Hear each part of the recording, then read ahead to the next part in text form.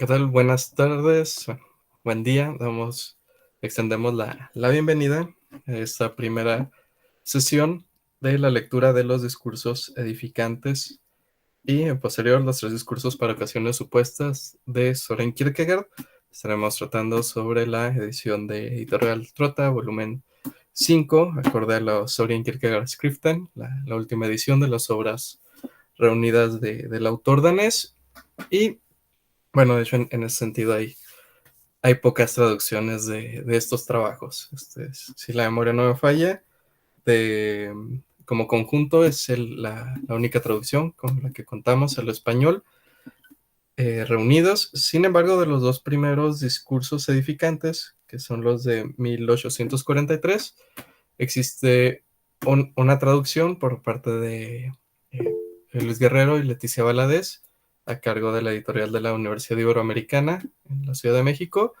Y previo a ello existe de la doctora Leticia Valadez la traducción del primer discurso, que es A la espera de la fe por editorial Mixcoac. Esta última sí ya muy difícil de conseguir esta edición. Pues sí, se encuentran por ahí todavía en algunos lugares de la Ciudad de México. Y también creo que hay otra, hola Angélica, creo que hay otro nuevo libro, si no me equivoco, también de discursos.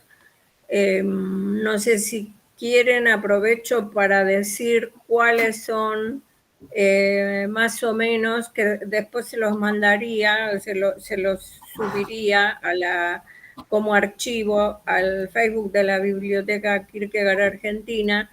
Y bueno, según uno de los mejores traductores y de los primeros, ¿no? No sé si mejores además de primeros, porque esa fue digamos, la, la, la novedad de los traductores de Kierkegaard al español, que fue Demetrio Gutiérrez Rivero, un excelente traductor. Bueno, él tradujo justamente el libro que terminamos de leer el martes pasado, en una edición de Trotta, donde Gutiérrez Rivero tiene la idea de unificar todos los discursos edificantes de Kierkegaard, que se refieren al tema de los lirios del campo y las aves del cielo, ¿no? Hay 3 series de discursos en ese libro, por eso digo que es un nuevo ciclo. Ustedes vieron que ahí en el posteo puse que es un nuevo ciclo de discursos edificantes o religiosos, porque efectivamente ya leímos esos discursos, ¿no? El de los lirios del campo y las aves del cielo, donde él unifica ese mismo tema en un solo tomo, aunque pertenecen a diferentes discursos en realidad, a diferentes discursos de diferentes años, según los fue publicando Kierkegaard. Pero en general yo les querría decir que podemos dividirlos en 2 tipos de discursos. Dos grandes grupos. Uno, el grupo de los discursos religiosos, que pueden ser edificantes o eh, discursos ocasionales. Dentro de los religiosos, digamos, están los discursos edificantes que van desde 1843 a 1850 este tipo de discursos. Y después los ocasionales son de 1845, son 3 discursos para ocasiones supuestas, se llaman por esos ocasionales. Kierkegaard los titula así, 3 discursos para ocasiones supuestas, y esos son fáciles de recordar porque son discursos dichos para una determinada ocasión. En ocasión de una confesión, en ocasión de una boda, y el tercero es junto a una tumba. Ahora, todos los demás yo los subdividí en esta forma en que los subdivide en la editorial Trota, 18 discursos edificantes, pero que es un verdadero problema tratar de clasificarlos, porque uno los puede clasificar por el año de aparición. Por ejemplo, aparecen dos discursos edificantes en 1843. El primero es la expectativa de la fe en el año nuevo, que es el primero que vamos a leer acá, y después sigue toda dádiva buena y perfecta viene de arriba. Después hay otros 3 discursos edificantes de 1843, 4 discursos edificantes de 1843, 2 de 1844, 3 y 4 de 1844, en fin, la manera más que puede guiarnos más, supongo yo, que es comprender esta subdivisión entre religiosos y que dentro de los discursos religiosos están los edificantes y los ocasionales, ¿no es cierto? Ahora yo supongo que José Luis, antes de empezar la lectura, nos va a hablar un poco del significado de edificantes. ¿Qué quiere decir? Que estos discursos que vayamos a leer en este tomo de Trota, que es bastante voluminoso, uno de los más voluminosos, diría yo, que publicó Trota, nos va a explicar qué significa esto de lo edificante. Y en segundo lugar, como otro segundo gran grupo, aparte de los religiosos, están los discursos cristianos, que son obviamente para aquellos que profesamos la religión cristiana, ¿no? Uno, por supuesto, es las obras del amor, que como dijo Moisés, nos llevó más de un año o como un año leer esas meditaciones cristianas en formas de discursos. En otro taller que no coordinábamos con José Luis, sino con otras personas.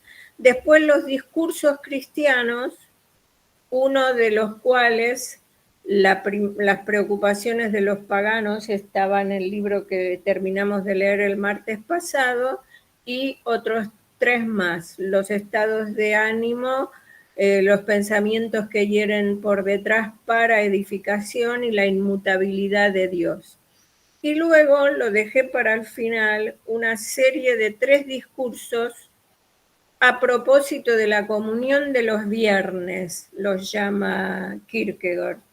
Son 3 títulos: el sumo sacerdote, el publicano y la pecadora. Y lo que te iba a decir, José Luis, es que salió un libro sobre el tema de la pecadora. No sé si lo leíste o si lo tenés visto.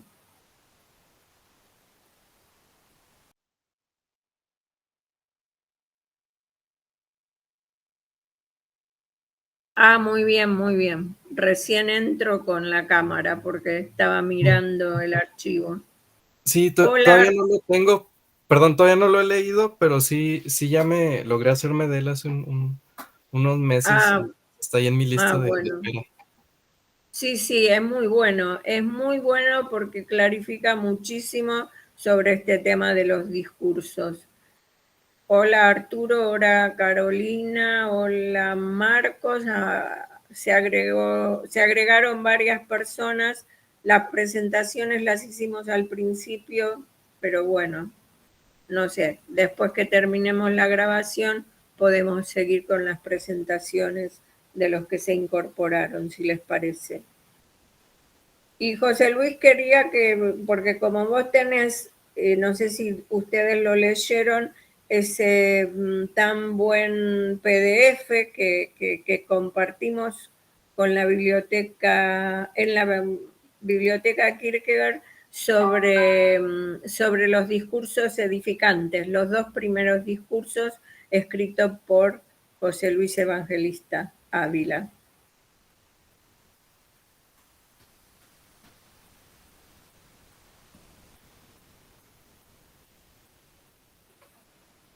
Ah, lo titulan de una mujer, está bien. Sí, sí, gracias. Pero trata sobre eso, sobre el tema de la pecadora.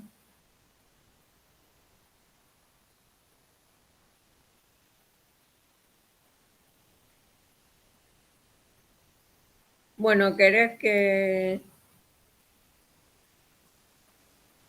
Claro, sí, sí, uno de los tres es sobre la...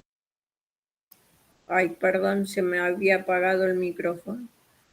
Uno de ellos es sobre la pecadora, sí, sí. Yo todavía no pude leerlo completo igual que vos, José Luis. ¿Tenés bien el audio? Sí, sí, solo Ah, no quería interrumpir lo que comentabas y por eso respondía en el chat. no, porque yo te pedí que si podías explicar, como lo haces también en el archivo, en el PDF que se publicó en la revista, en una revista, sobre el tema de lo edificante en Kierkegaard. Ok, ok, sí, claro que sí. Muchas gracias por la presentación y la invitación a hablar de este pequeño artículo que compartí y que pude publicar. Bueno, precisamente la idea del discurso edificante, pues es un género literario a partir del cual Kierkegaard escribe, y bueno, escribe por varios motivos bajo esta estructura de discurso edificante. Como bien comentaba ya Ana, en este sentido el discurso edificante está en relación a la fe. Eh, Sin embargo, tiene, digamos, este espacio de amplitud, por decirlo de alguna manera, en la cual, bueno, no es todavía la expresión cristiana plenamente tal, aun cuando obviamente el basamento es cristiano. De hecho, en su mayoría los discursos edificantes llevan por título un versículo bíblico, sea del Antiguo o del Nuevo Testamento. Sin embargo, reitero, no se da en no son todavía los discursos cristianos que ya son propiamente el abordaje, la profundización como crecimiento de la fe cristiana, eh, mientras que aquí, bueno, sí es en relación todavía a lo divino, apuntando a los elementos religiosos. De hecho, bueno, en ese sentido, uno de los elementos que plantea también Kierkegaard es llamarlos, ahorita lo vamos a ver en el prólogo cuando lo leamos, los intitula edificantes debido a que, uno, no son propiamente sermones, puesto que Kierkegaard dice carecer de la autoridad que supondría dar un sermón. Esto, bueno, es también un juego, por una parte, al no asumirse Kierkegaard plenamente como cristiano, como podría ser de alguno de los apóstoles, o un cristiano, por decirlo de alguna manera, en sentido eminente, y por la otra es también una suerte de ironía respecto al hecho de la autoridad religiosa instituida, que termina siendo pues prácticamente un trámite burocrático. Entonces Kierkegaard dice, no tengo la autoridad por una parte, porque todavía hay una distancia que me separa de ser ese cristiano propiamente tal, aun cuando esté en vías, aun cuando llega a considerarse en la búsqueda, etcétera. Y por la otra, tampoco tiene la autoridad, en el sentido llega un punto en el que prácticamente deja de interesarle, que sería la autoridad de un pastor, ya incluido, ¿no? Dentro de la práctica, recordemos que el Estado y la Iglesia en ese tiempo estaban todavía unificados en Dinamarca. En ese sentido, dirá también que son discursos edificantes y no para edificación, porque la edificación supondría la capacidad de guiar a los otros. Y aquí Kierkegaard no se supone como un guía, se supone, se ubica más que nada dentro de lo que es su posición como escritor, según lo señala en mi punto de vista. Dice que su intención es obligar a juzgar. ¿Y por qué obligar a juzgar? Bueno, quiere mostrar precisamente pues, la finalidad de su obra es ser un autor religioso, un autor cristiano, y lo que buscaría aquí es más que nada permitir que se juzgue. Voy a hacer aquí una cita de mi punto de vista. Dice, escribió Kierkegaard, al obligar a un hombre a darse cuenta, logró también el propósito de obligarle a juzgar. Ahora está a punto de juzgar, pero lo que ahora juzga no está bajo mi control. Tal vez juzgue en sentido completamente opuesto de aquel que yo deseo. Además, el hecho de que se ha visto obligado a juzgar puede tal vez hacerle amargado furiosamente contra la causa y contra mí. Cierro la cita. Esto lo señalo porque Kierkegaard escribe los discursos edificantes, reitero, ¿no? Para mostrar las posibilidades de la fe, no para guiar, sino para mostrar y que a partir de ahí se pueda, quien los lee, su lector, a quien va a remitir constantemente, pueda establecer una respuesta, un juicio y la posibilidad de adherirse o no a ello. De hecho, aquí también es importante señalar, brevemente, no quiero extenderme demasiado, que Kierkegaard habla de estos textos escritos con mano izquierda y mano derecha, perdón, entregados con mano izquierda y mano derecha, unos referidos a las obras seudónimas y otro a los discursos edificantes, que aquí se complementaría esto con elementos que señala en el libro sobre Adler, aquí traducido por Ana, que acabo de destacar, donde dice que una obra debe mostrar una concepción de la vida. De hecho, parte de lo que podríamos llamar como crítica literaria, pero que atraviesa también a la filosofía y a los textos religiosos a los que se refiere Kierkegaard, es este punto, gravita sobre esto su crítica, que es el presentar concepciones de la vida. Entonces las obras seudónimas de Kierkegaard, por ella también son firmadas, creo, me parece, con seudónimo, es porque muestran concepciones de la vida que se ofrecen a sus lectores para, otra vez, para permitir juzgar. ¿Y cuál? Entonces señala concepciones de la vida, dice que entrega con su mano izquierda las obras seudónimas y otras que presenta con su mano derecha, que serían las obras, en este caso, los discursos edificantes.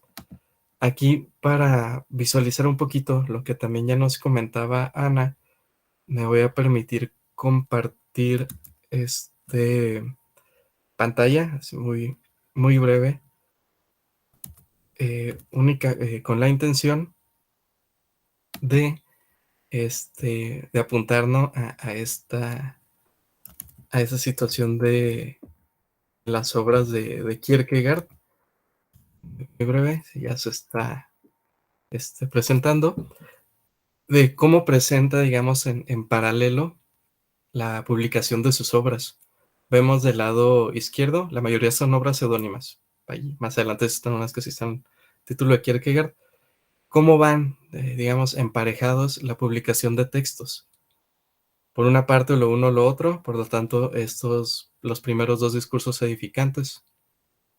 Después vienen la repetición y temor y temblor, a la par de los tres discursos edificantes y poquito después los cuatro discursos edificantes. Para el 44, dos discursos edificantes, seguido de tres discursos edificantes en paralelo, con migajas, el concepto de la angustia y prefacios.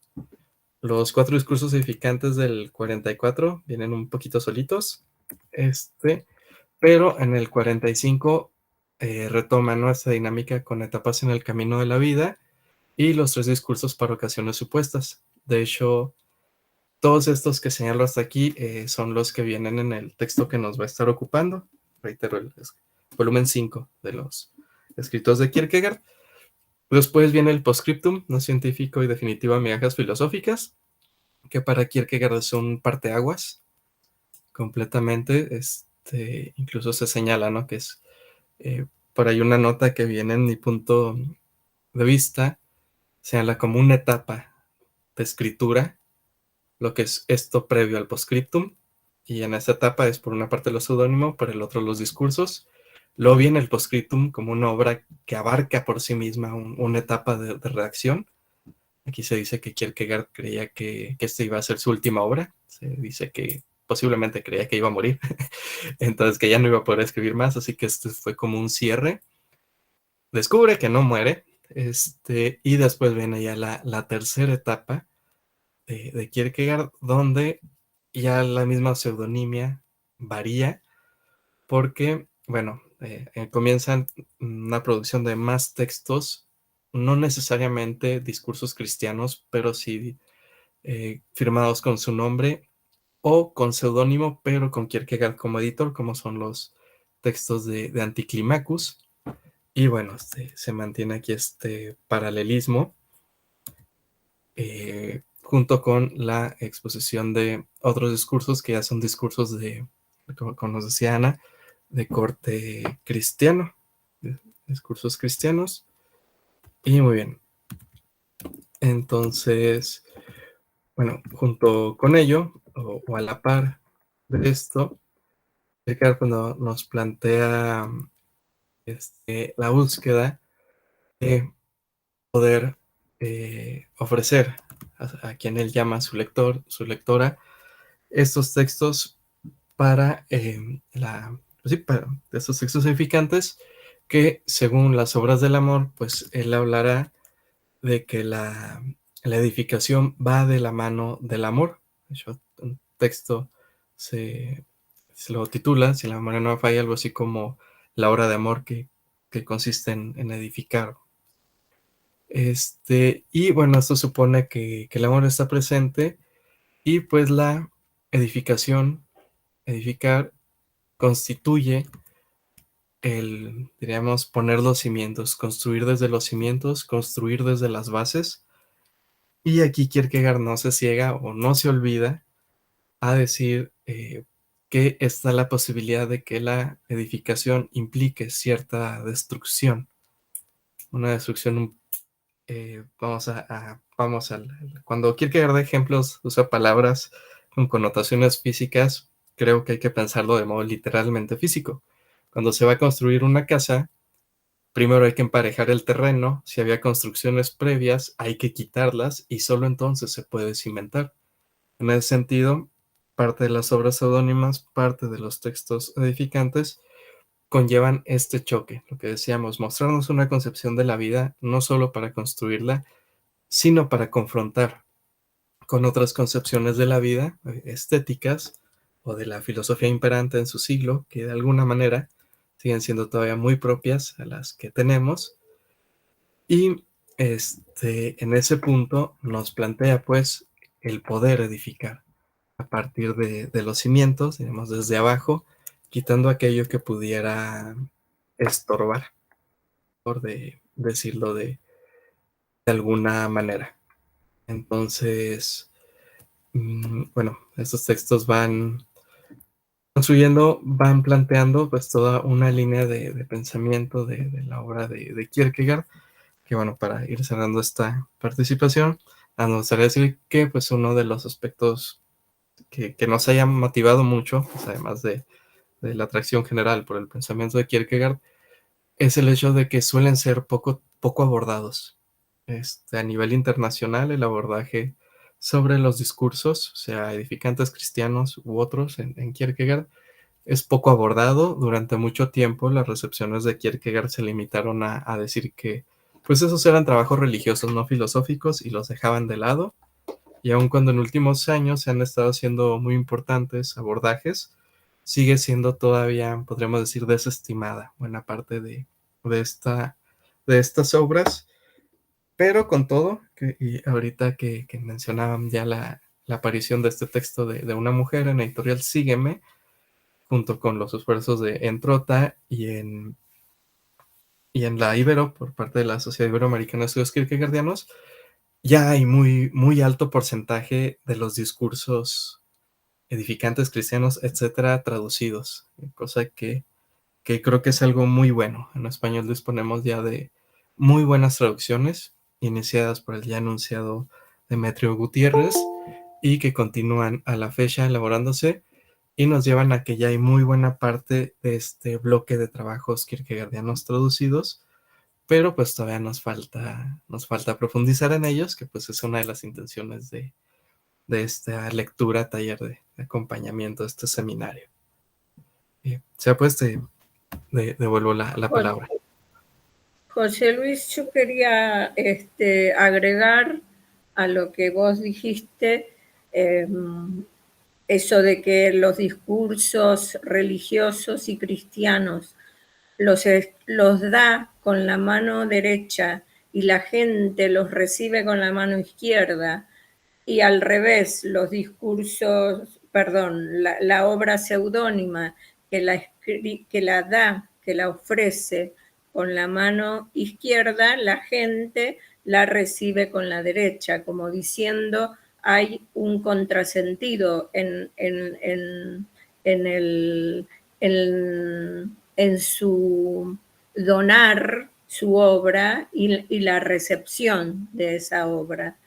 Sin embargo, me parece que eso va justo con lo que en alguna parte, y que tiene que ver con lo que vos hablabas de que, de que en realidad lo único que él intenta es que la persona juzgue, llevarla a juzgar por sí misma, ¿no?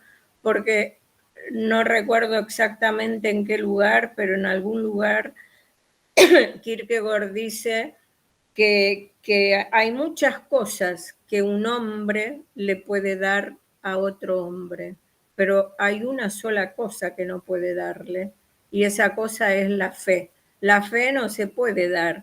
Ahora bien, esto lejos de ser un perjuicio para la persona, es un beneficio, porque en realidad si la adquiere por sí mismo, en soledad y en silencio, por sí mismo, entonces no le debe nada a nadie.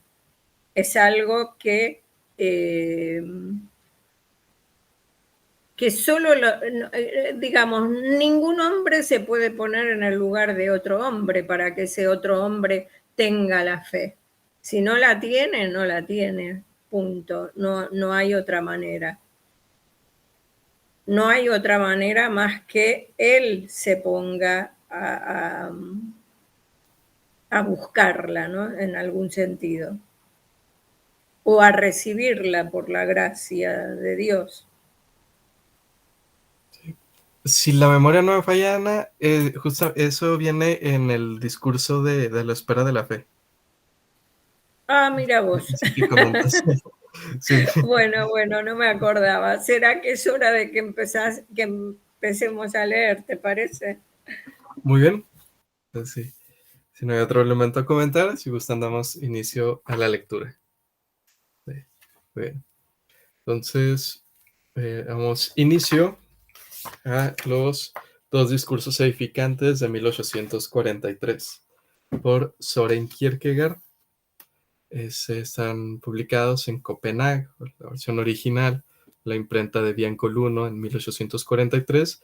Dicen al difunto Michel Pedersen Kierkegaard que fuera calcetero en esta ciudad. Mi padre se dedica a estos discursos. Prefacio.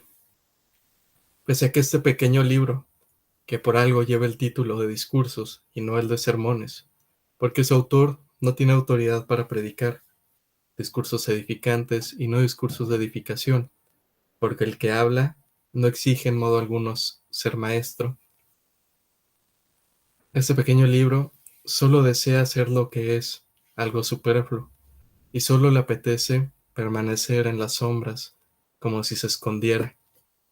No por eso me despedí de él sin dejar de abrigar una esperanza un tanto aventurada, suponiendo que, al ser publicado, iniciaría de alguna manera y en sentido figurado un viaje. Dejé que mis ojos le siguieran durante un rato.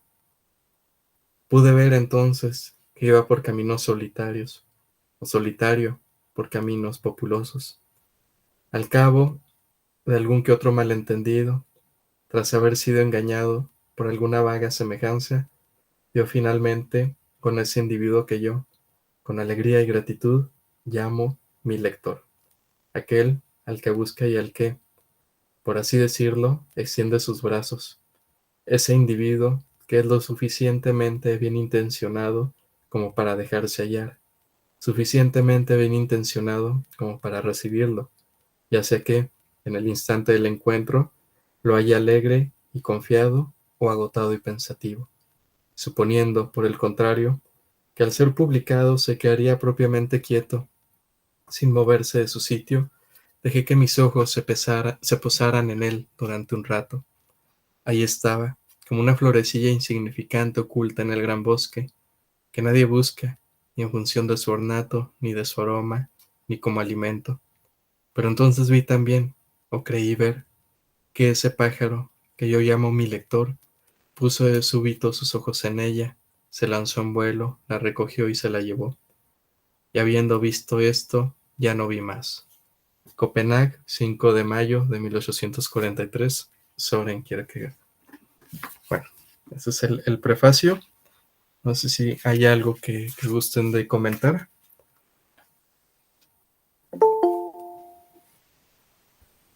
Sí, a mí me gustaría señalar porque mientras vos vas leyendo siempre voy con el resaltador marcando, ¿no?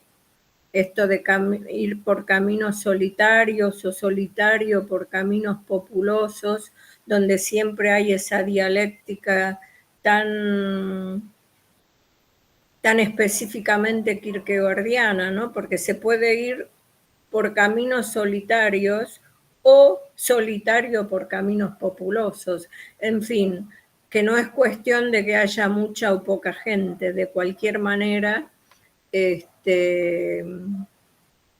se puede, si uno quiere, encontrar lo que busca. Y luego esto de que él siempre dice que con alegría y gratitud quiere dar con ese al que llama mi lector, ¿no? Al que llamo mi lector, aquel al que busca y que, por así decirlo, extiende sus brazos. El individuo suficientemente bien intencionado como para dejarse hallar, como para recibirlo, ¿no?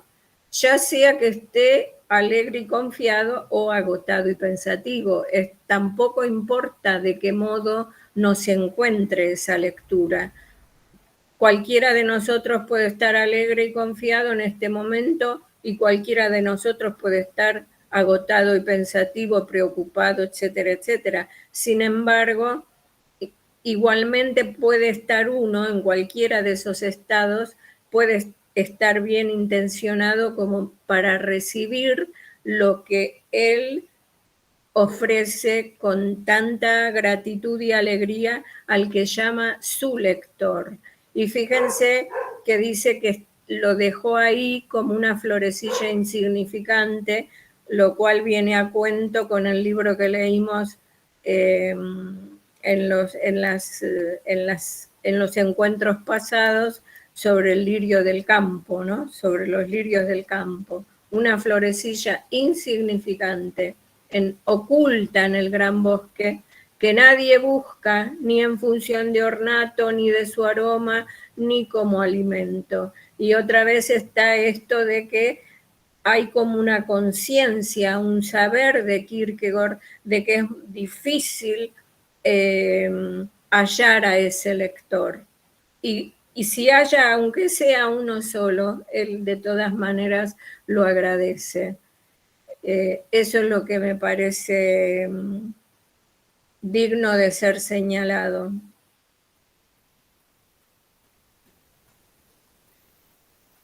Ahora no sé a alguno de ustedes si se le ocurre algo más o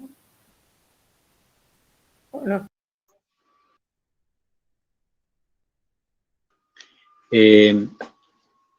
Concuerdo estoy de acuerdo por ahí con lo que planteaba Sana y hay algo que mientras leía José, me acordaba cuando nos presentamos que muchos coincidíamos o estábamos hablando más o menos de lo mismo, de lo poco leído que es Kierkegaard, tanto en la Argentina como en el resto de América Latina. Y me acordaba de eso que estábamos hablando al principio cuando nos presentamos, cuando hace referencia a lo que planteabas de la flor, ¿no? Como una flor que está ahí, que es insignificante, que está esperando que va. Hoy nos toca a nosotros ser un poco pájaros, ¿no? Bajar y llevarnos esa flor, y bueno, ahí termina la presentación, y bueno, que quedar como que plantea que de ahí en más él no sabe lo que va a pasar, pero también ahí está, no sé si la palabra es profetizando o está viendo, o sea, es un visionario realmente de algo que iba a pasar con su obra. También hoy, cuando arrancó esta reunión, se hablaba de las traducciones o de los libros que van apareciendo, los estudios de los textos. Y me parece que eso está en este prólogo, está muy bien detallado por el autor. Claro, muchas gracias, Lucho. Sí, sí. De acuerdo. Complementando esto que ya señalan, incluso ya hay varias, pues digamos, anécdotas, pues que, como ya señalábamos, se publican en paralelo los discursos edificantes con la obra seudónima. Suceden dos cosas, ¿no? Que nos cuentan, bueno, tres cosas que nos cuenta Kierkegaard sobre esta recepción con la mano izquierda de lo que él daba con la derecha. Una es que la publicación de los discursos edificantes generalmente no recibieron mucha atención. Kierkegaard llega a quejarse en sus diarios de que prácticamente no se les dedicó ni una reseña. Hay una que otra ya esporádica y no se...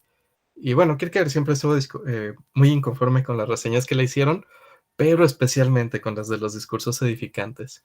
Entonces, uno, no recibe ahí mucho respaldo. La otra es de que no era tan desconocido, pues que Kierkegaard firmaba, vaya, que Kierkegaard estaba detrás de los seudónimos. De manera que o lo uno o lo otro tuvo una buena recepción en ventas en lo que cabe. Y cuenta que alguno de sus compatriotas lo visita después y le dice, oye, pues yo emocionado, después de haber leído lo uno o lo otro, fui a leer tus discursos edificantes y me llevé una gran decepción. Bueno, palabras más, palabras menos, ¿no? Entonces, segundo, ¿no? Primero no lo reseñan. Segundo, le dicen que fueron, pues sí, vaya, que bajó el nivel, por decirlo de alguna manera. Y tercer situación, no se vendieron los libros de los discursos. De hecho, después de unos años, se reunieron los sobrantes, digamos, pues, todo lo que no se había vendido de las distintas series, y ya unificados, digamos, se hizo la antología de los 18 discursos edificantes, reuniendo todos los que no se vendieron para ver si ya al menos de esta manera así salían. Entonces, eso pues respecto a la recepción de los discursos por sus contemporáneos. Y pues efectivamente, en posterior esto se continúa. No ha habido mucha recepción, mucho estudio al respecto. Y aquí algo que yo quisiera señalar, así de un poco breve, pues es la cuestión de la temática, que hoy pues, también es muy apropiada. Lo que va a ser el seudónimo del primer discurso edificante es con ocasión del Año Nuevo, si la memoria no me falla, vaya, en referencia al Año Nuevo. Y bueno, ¿qué es lo que nos plantea aquí Kierkegaard? Bueno, por lo que lo quiero señalar, mejor dicho, es porque está en referencia al Año Nuevo y la fecha con la que se firma este prefacio es la del cumpleaños de Kierkegaard. Entonces la cuestión del el Año Nuevo como este cambio, digamos, ruptura en la vida que sería la espera de la fe. Me parece que es significativo que los posicione.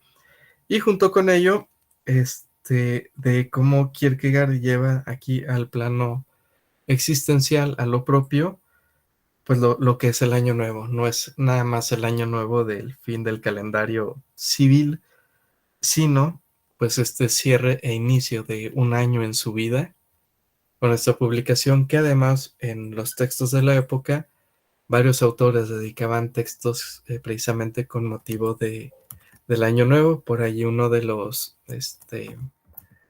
eh, famosillos, digamos, y con el que incluso parece tener cierto diálogo, Kierkegaard, es con uno de Schleiermacher, es un autor también allí importante, interesante, que brindaba una reflexión, un monólogo para el inicio del año 1800. Y Kierkegaard pues plantea, casi medio siglo después, esta, esta otra, ya no un monólogo, sino un discurso edificante con ocasión del año nuevo.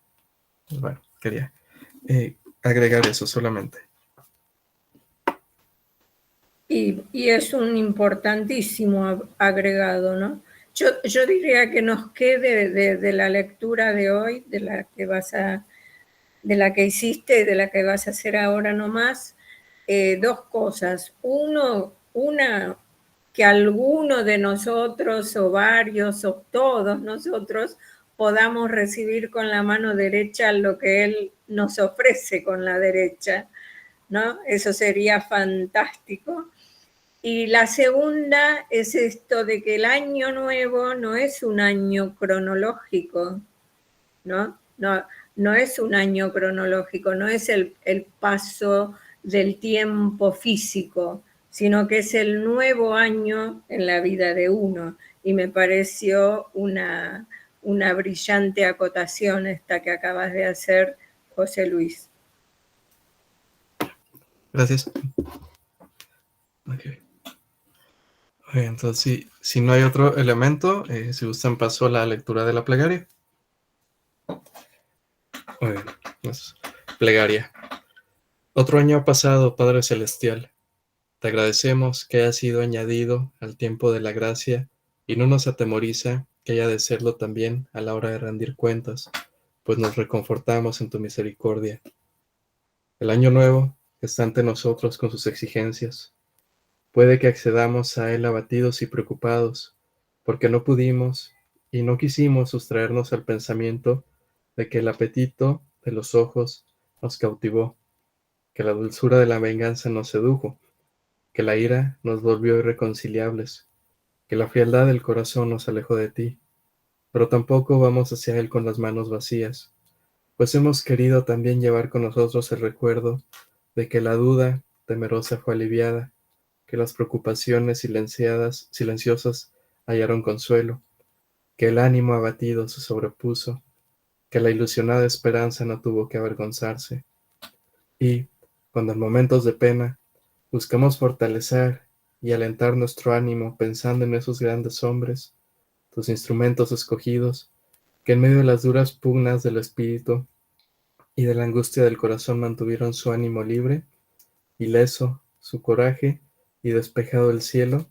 también a ello quisiéramos sumar nuestro testimonio en la convicción de que nuestro coraje, comparado con el suyo, es falta de coraje, nuestro poder impotencia, y que, aun así, tú eres el mismo Dios poderoso que pone a prueba a los espíritus en la lucha, el mismo Padre sin cuya voluntad ni siquiera un pajarillo cae en tierra. Amén.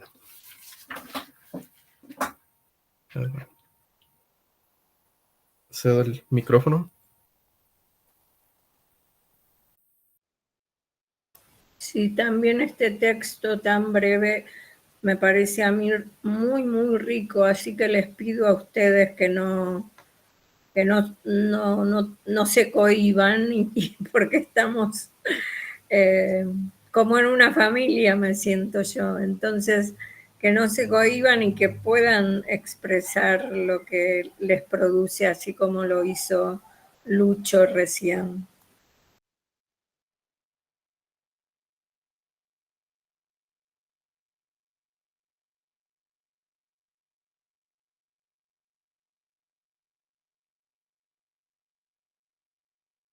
Bueno, si no se animan, voy a decir yo algunas cosas que he marcado, ¿no?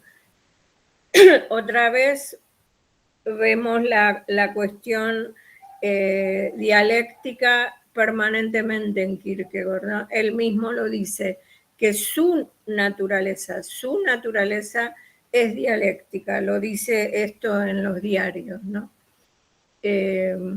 Entonces, este nuevo año, que como bien señaló José Luis Evangelista, porque hay dos José Luis, como bien señaló José Luis Evangelista, no es el año nuevo del año 1843, sino que es el 5 de mayo de 1843, no es el 1 de enero. Quiere decir que se refiere a un nuevo año en su propia vida. Y ese nuevo año que está ante él, con sus exigencias, por un lado, a cada uno de nosotros, qué sé yo, él nació el 5 de mayo, ustedes habrán nacido el día que han nacido, yo nací un 3 de marzo, bueno, cada 3 de marzo es un nuevo año para mí. Y igual que a Kierkegaard me puede encontrar abatida y preocupada desde ya por estas cosas que él señala acá, el apetito de los ojos nos cautivó, la dulzura de la venganza nos sedujo, la ira nos volvió irreconciliables, la frialdad nos alejó de ti, o sea, del Señor, ¿no? Y al mismo tiempo nos encuentra también no con las manos vacías, porque también en este nuevo año que cumplimos, digamos, cada uno, nos acompaña el recuerdo de que la duda temerosa fue aliviada, de que las preocupaciones silenciosas hallaron consuelo, el ánimo abatido se sobrepuso y la ilusionada esperanza no tuvo que avergonzarse, ¿no? A mí me parece de una profundidad tremenda, tremenda, todo esto y lo bien que lo expresa, porque yo no sé, será que mi amor por él me hace verlo por ahí, ustedes dirán, con un poco de apasionamiento excesivo, pero realmente siempre me pasa así cuando lo leo.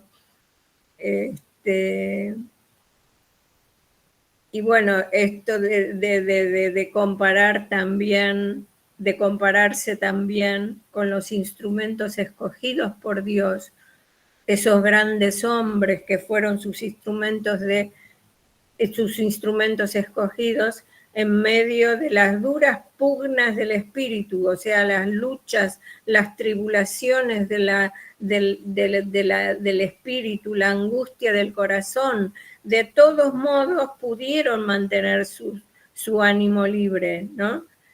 Pero también quiere sumar, o nosotros mismos queremos sumar nuestro testimonio de que comparado con el de esos hombres, con el de esos apóstoles que dieron incluso su vida por amor al Señor, comparado con el suyo, el testimonio nuestro es falta de coraje, nuestro poder impotencia. Ven otra vez la cuestión dialéctica. Y aún así, tú eres el mismo. Él, Dios Todopoderoso, pone a prueba los espíritus en la lucha y es el mismo Padre sin cuya voluntad ni siquiera un pajarillo cae en tierra, ¿no? Esto de que hasta se ocupa de los pájaros, de cualquier pajarillo que sin su voluntad no cae en tierra. Bueno, señalar eso, la fuerza que tiene toda esta forma dialéctica y aparentemente como oposiciones, ¿no? Como como los contrarios. Un poco a mí me hace acordar a Heráclito en eso del manejo de la armonía de los contrarios, Kierkegaard, muchas veces. Pero me gustaría que alguno de ustedes también interviniera. Ah, Moisés, perdón. Levantaste la mano como yo estaba leyendo, no te vi. Sí, gracias, Ana. Justo cuando estabas leyendo, estaba buscando la cita bíblica que decía Romanos 5:20, y que me parece que estuviese detrás del fondo de la oración de Kierkegaard. Es decir, la cita es: donde hubo pecado, sobreabundó la gracia.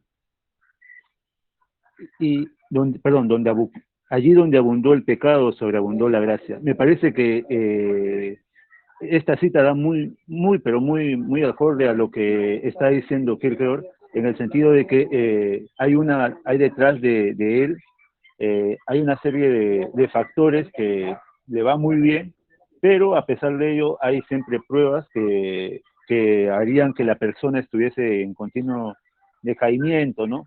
A mí me llama mucho la atención, por ejemplo, la palabra prueba que pone ahí casi al final, y casi cuando lo leí pensé mucho en temor y temblor, en tanto que Abraham también en algún momento fue puesto a prueba, ¿no? Y lo que sí quería resaltar era algo que también dijiste tú, era el tema de la providencia divina, que pese a que podamos estar en prueba, pese a que inclusive nuestros actos puedan ser inferiores a los que los otros han hecho, ¿no? Que son mejores inclusive que nosotros inclusive, pese a todo, la providencia divina de esperar que Dios está ahí, que es el mismo Dios que está ahí, que es el mismo Dios para todos, y que finalmente este Dios está ahí esperándonos también con los brazos abiertos, dispuestos a acogernos frente a nuestras debilidades, a nuestras dificultades, a las distintas espinas que tengamos ahí apuñalados en nuestro cuerpo. Sí, eso era lo que quería compartir, Ana. No sé qué piensan los demás también acerca de eso. Perfecto, clarísimo.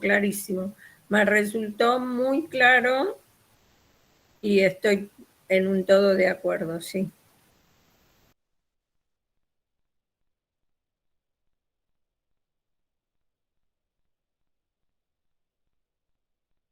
Sí, Bernabé.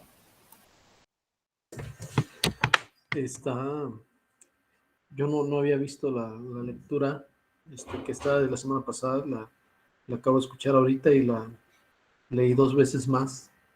Se me hace bastante ad hoc a nuestro tiempo, muy pensada para el tiempo que quizás estamos viviendo a nivel global. Pero también vemos ahí cómo nos habla Soren desde ese existencialismo que está viviendo, ¿no? Y que no limita aún en ver, al ver, aún no limita su circunstancia, no le limita a ver a ese Dios poderoso, ¿no? Pensando un poquito como en las Lamentaciones, en el capítulo 7, por ejemplo. Interesantísimo cómo Soren nos muestra. Hay 2 cositas que quisiera decir, ¿no? Sobre esto, cuando habla, nuestro coraje comparado con el suyo es falta de coraje, nuestro poder, impotencia, y aún así tú eres el mismo Dios poderoso que pone a prueba los espíritus en la lucha. Creo que nos ayuda a ver un poco eso de la esperanza que nosotros creemos y de la confianza de que Dios sigue teniendo control de todo en medio de todo. No aporta. Sí, sobre todo nos sigue esperando, a pesar de todo. A pesar de todo nos sigue esperando.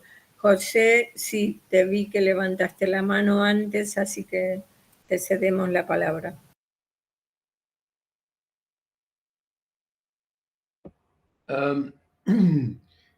A mí me impresionó mucho el concepto de la inmutabilidad de Dios frente a las contradicciones dialécticas que tenemos los hombres. Todos los hombres y las mujeres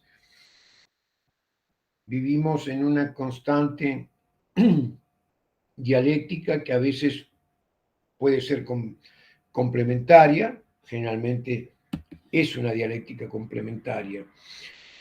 En ese sentido, la cita de Romanos me trajo a la mente que en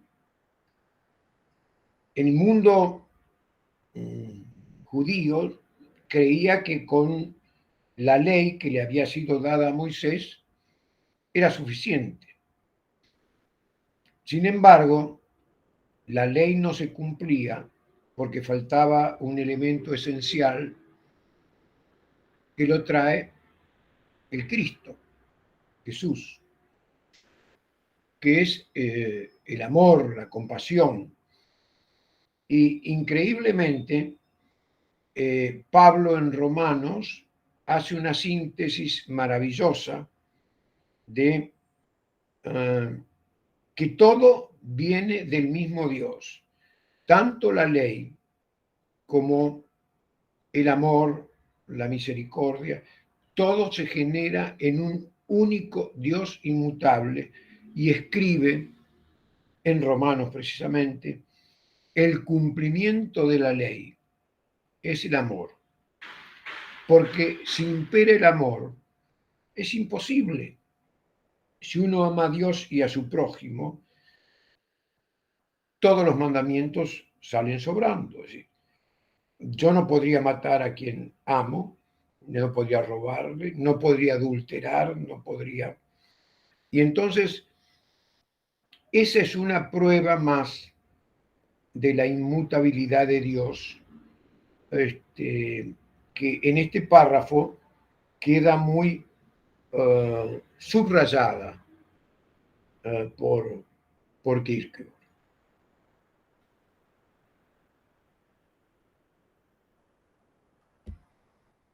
Gracias.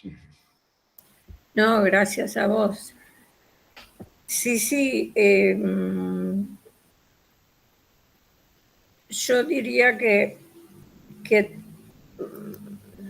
más que no sé cómo fue la expresión que utilizaste, por eso estoy pensándola, creo que dijiste algo así como que los mandamientos están sobrando, si no me equivoco.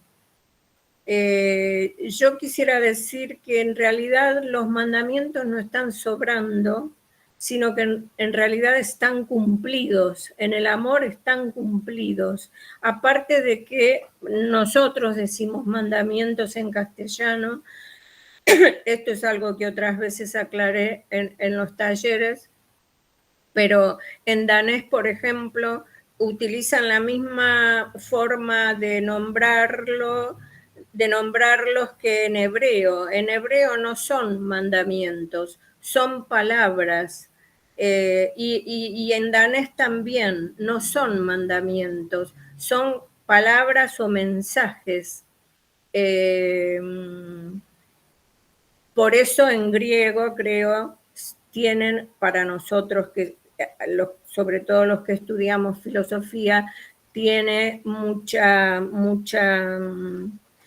mejor expresión de lo que son cuando dice el decálogo, ¿no? Los griegos lo nombran el decálogo, decálogos, 10 palabras, logos, una de las acepciones de la palabra logos es justamente palabra. Entonces son los 10 logos, las 10 palabras que Dios, que Yahvé, en el caso del Antiguo Testamento, nos fue diciendo y nos fue ofreciendo. Y luego con Jesucristo, que como muy bien vos señalaste, es el amor a Dios y el amor al prójimo, ahí no es que el decálogo esté sobrando, sino muy por el contrario, está cumpliéndose.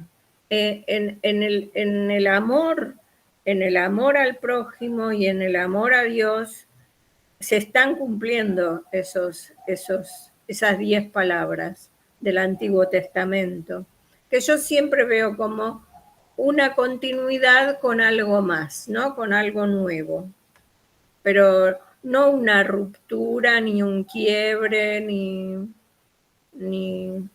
como se dice ahora, una grieta tan grande. Agradezco tu aclaración y la comprendo perfectamente. Mi expresión es, por supuesto no fue la mejor, pero lo que quiero decir es que, bueno, lo que dice Pablo, el cumplimiento de la ley es el amor. Sin Claro, amor, claro, vos mismo no lo es imposible. dijiste. Sí, Pero, sí, pero tienes razón y posiblemente la idea de mandamiento no sea la más expresiva, sino que el decálogo lo exprese mucho mejor. A mí me ha aclarado mucho tu intervención. Gracias. Gracias a vos, José.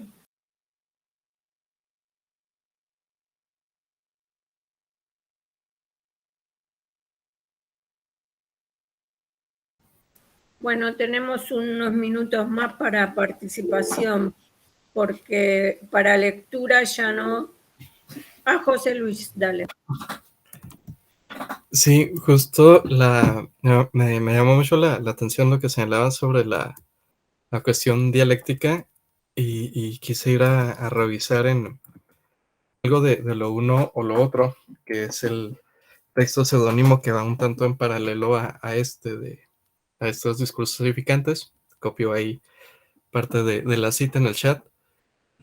Hay un punto, el único de los yapsálmatas que tiene título es este del que les comparto una parte, que se llama O lo uno o lo otro, un discurso extático. Dice, cásate, te arrepentirás, no te cases, también te arrepentirás. Te cases o no te cases, en ambos casos te arrepentirás. O bien te casas o bien no te casas, en ambos casos te arrepientes. Muchos, y bueno, da como 3 ejemplos así, de confía en una mujer, cuélgate, no te cuelgues, pero entonces te terminas arrepintiéndote, lo hagas o no lo hagas. Continúa. Muchos creen también, que, que lo son, perdón, muchos creen también que lo son cuando habiendo hecho lo uno o lo otro, o unen o median dichos opuestos. Pero esto es un malentendido, ya que la verdadera eternidad no yace tras un tal o bien, sino delante de este. Aquí Kierkegaard se refiere en el aforismo, el seudónimo A, señala de la quintesencia de la vida, ¿no? Es de lo que está hablando, así como el conocimiento máximo que puede haber, o a lo más a lo que se puede aspirar. Y justo está presente la cuestión dialéctica en tanto, por una parte, ¿no? En la primera, Kierkegaard hace la referencia a la obra seudónima. O sea, el te cases o no te cases son como ciertas figuras. O sea, para el juez Wilhelm, el seudónimo que escribe sobre la cuestión ética, el matrimonio es una de las figuras de la existencia ética. Pero para el esteta, pues la conquista, la seducción de Don Juan, que sería el no casarse, la pura seducción, sería la figura emblemática de lo estético. Entonces dice Kierkegaard, bueno, dentro del mismo seudónimo ya nos va dando, digamos, la pista de lo religioso que aquí continúa. Dice, ni en lo ético ni en lo estético se encuentra lo propio de la vida. Ahí se encuentra el arrepentimiento en ambos casos. Dice, tampoco se encuentra, diríamos, al modo hegeliano o la dialéctica del idealismo, que sería cuando se median o se unen los opuestos. Dice, la quintesencia de la vida no está en ellos, está frente a ellos.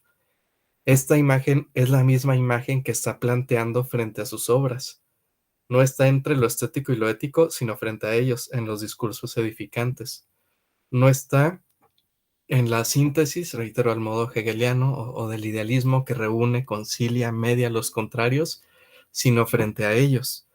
Y aquí en la oración de los discursos edificantes se hace de nueva cuenta este aspecto. no está ni en lograr la exigencia de la santidad, ni está en, pues, en no lograrla y asumir la condición de pecadores, sino que lo verdadero se encuentra en la inmutabilidad de Dios que se encuentra frente a ellos. Entonces creo que este tono dialéctico es muy, bueno, a mi gusto, a mi juicio, es muy, muy interesante y no solo para comprender a Kierkegaard y este trabajo, sino también como una propuesta, digamos, metódica, metodológica de Kierkegaard, de que plantea esta otra forma de dialéctica. O sea, en Kierkegaard se asumen los dos polos y se genera una tensión entre ellos. O sea, entre los grandes cristianos y hay uno que es pecador. Pero en esa tensión es donde se puede vislumbrar o donde se puede recibir, donde se revela el tercer elemento, que no es la síntesis, sino que es la inmutabilidad de Dios. Y en ese sentido, pues Kierkegaard nos plantea, además diríamos, si se quiere hasta fuera de lo religioso, como una metodología de trabajo, como una, no sé, una innovación en la consideración dialéctica. Dice, de la tensión de dos polos no surge la síntesis, sino de la tensión de dos polos surge la posibilidad de un tercer elemento, que como propiedad emergente, pienso, no sé, en una guitarra, ¿no? En un instrumento de cuerdas, se jalan los dos extremos y al rasgarse el sonido surge como lo tercero, que supone una tensión en ellos. Pero el sonido no es la síntesis, no es unir entre contrarios, vaya, no son las formas de dialéctica tradicionales, pero a diferencia de la guitarra, el sonido en el caso de Kierkegaard no surge en sí del rasgueo, no surge de la cuerda, sino que lo divino habrá de revelarse. Y entonces en esta tensión entre las posibilidades dialécticas, ya sea el pecado o el ideal cristiano, o inclusive entre lo ético y lo estético, es donde se da la posibilidad de la espera de la fe, como otra vez como este elemento que viene dado y que supone el tercero, que en este caso es la inmutabilidad, es el Dios inmutable. Pues, sería eso y cedo la palabra. Sí, fue Moisés, me parece.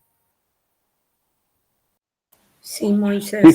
Sí, José Luis, básicamente era lo que tú habías dicho al final. Me pareció que básicamente hay esta tensión que tú mencionas, pero al final de todo, quien estaría en posición de la posibilidad, ¿no? Sería finalmente el elemento divino, quien, pese a toda probabilidad, por ejemplo, hacia un extremo o hacia otro, definiría nuestro camino, ¿no? Me parece hasta esperanzador hasta cierto punto. Sin embargo, yo siempre a veces pienso que esa posibilidad divina podría estar marcada, por ejemplo, con una idea de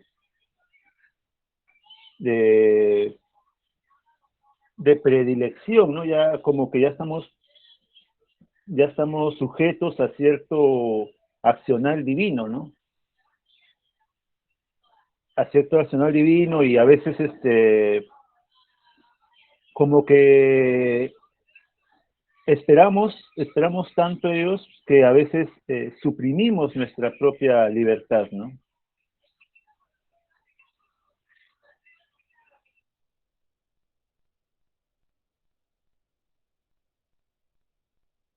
¿Qué responderías, José Luis? Estoy esperando tu respuesta. Sí, bueno, aquí ahí me echó a la mente algo que comentábamos precisamente en la lectura de Los lirios del campo y las aves del cielo. Kierkegaard toma la imagen de que lo que distingue a lo humano de los animales es, por ejemplo, el habla. Pero lo que realmente distingue al cristiano, al creyente, es que no nada más puede hablar, sino que puede callar.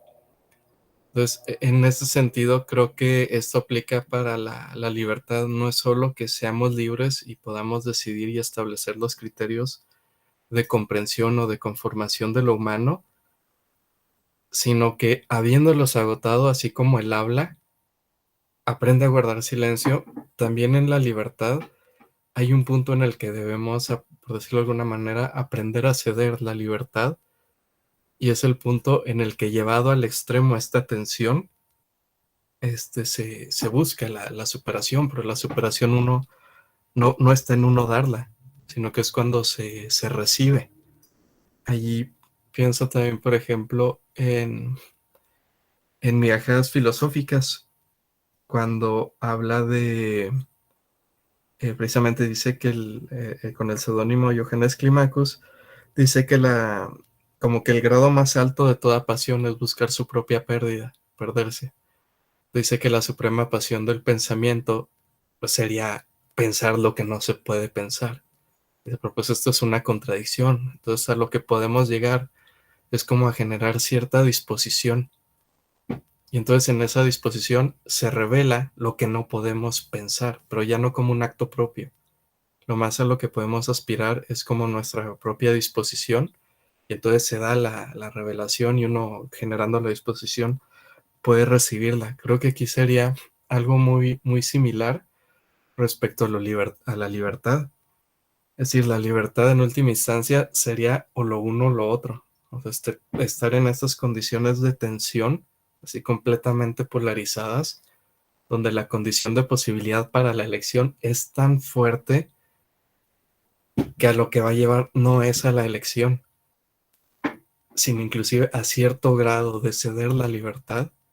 Y en ese ceder la libertad es donde se recibe lo religioso, la realidad divina, la revelación.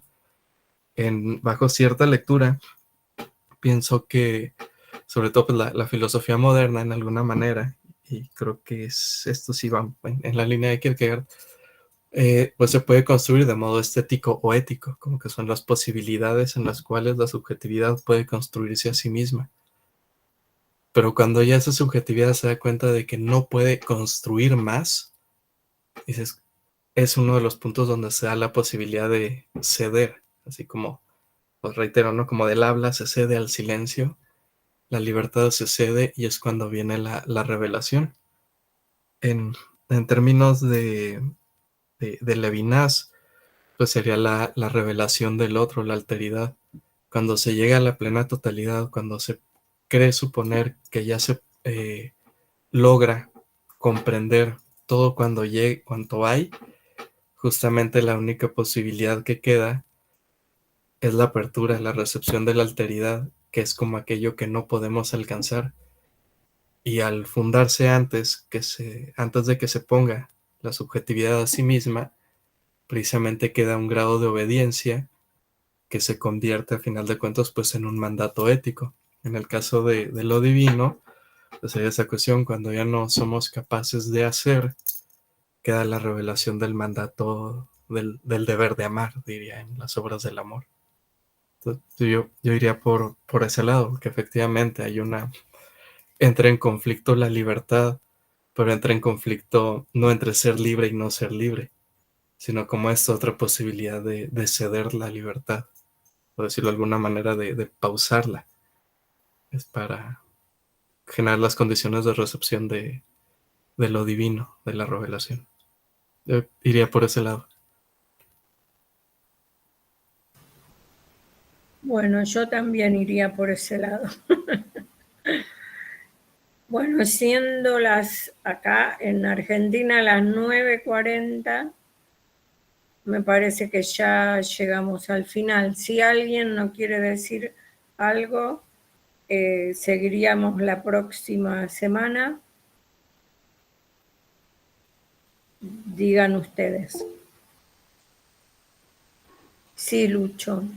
No, una cosita con respecto a lo que decía José Luis, en la última parte de la plegaria, la oración, está esa tensión cuando Kierkegaard dice, ahí hay un juego de palabras. Me parece que ahí está clarito lo que decía, espera que lo busco porque lo tengo acá en la computadora. Cuando está la palabra fuerza, impotencia, y la otra que es fallecimiento y ánimo, creo que es. Ahí está un poco lo que decía ahí José Luis. Me parece que en esa última parte se detalla perfectamente esta tensión y cómo emerge ese tercero del cual estuvimos hablando, que es el inmutable, ¿no? Nada, eso. Gracias. Gracias a vos, Lucho. A ver, ¿alguien más?